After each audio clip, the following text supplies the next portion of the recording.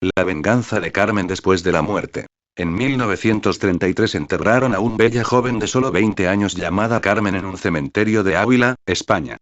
La joven, según decían, había muerto en extrañas circunstancias. No se conocía el motivo de su fallecimiento, pero en el pueblo se rumoreaba que había sido su propia hermana mayor, Ángela, la que la había asesinado. Ángela era todo lo contrario a Carmen. Tenía un carácter totalmente distinto, antipático, y además no era bella como Carmen.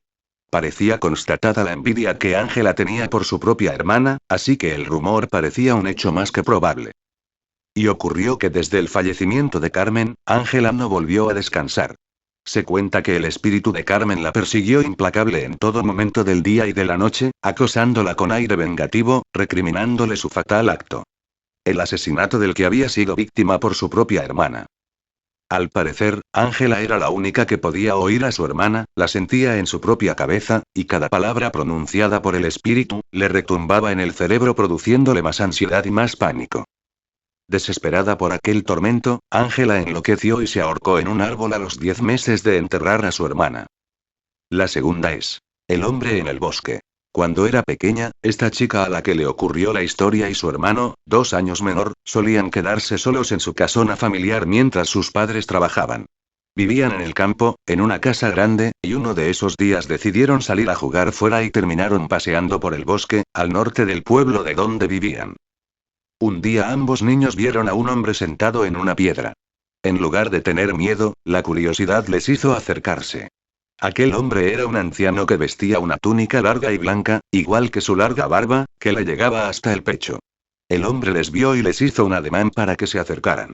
Los niños, confiados, se acercaron al extraño, y curiosamente se sintieron muy a gusto desde el primer momento, como si transmitiera su propia paz.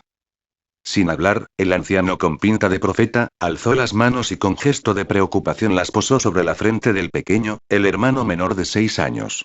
Cerró los ojos y murmuró algo que ninguno de los dos niños pudo entender. Después se alejó de los niños y desapareció en el bosque. Al día siguiente aquel hombre fue encontrado muerto por causas naturales bajo un árbol. La tercera es: la casa de campo. Mi prima me contó cierta vez, que, en la casa donde ella vivía pasaban cosas malas, que ella presentía que ahí había algo muy malo.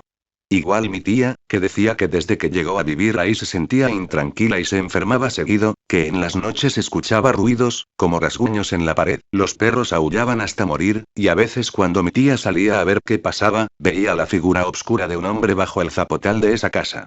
Los perros aullaban al contemplar esa figura, y se retorcían en aullidos de terror. Bueno, así pasaba. Un día decidimos mi abue, mi hermana y yo ir como de día de campo a la casa de mi prima. Cuando llegamos, el lugar era muy bonito, completamente en el campo, cerca había un riachuelo, mucha vegetación, etc. Desde el momento en que llegué me sentí intranquila, no sé, como que había algo en el ambiente que no me gustaba nada. Lo raro era, que era en pleno día, como a las 12 o 1 de la tarde y se sentía un miedo. Una sensación de pesadez. Recuerdo que jugábamos con las Barbies en los lavaderos bajo una covacha, entonces mi prima y mi hermana salieron a traer algo y me quedé sola. Empecé a sentir un miedo indescriptible, nunca había sentido algo así, presentía que algo o alguien estaba detrás de mí, viéndome, mirándome, entonces salí precipitadamente, con el corazón en un vilo, porque sentí que si permanecía un minuto más ahí, sola con eso atrás de mí iba a haber algo que haría que me muriera de terror. A la semana, mi prima y mi tía abandonaron la casa porque les contaron que ahí otras personas veían al diablo, veían como que había un incendio, escuchaban gritos, y muchas cosas más, y alguien más le dijo que los antiguos dueños de esa casa, igual salieron huyendo de algo que los atormentaba, todos los días, día y noche.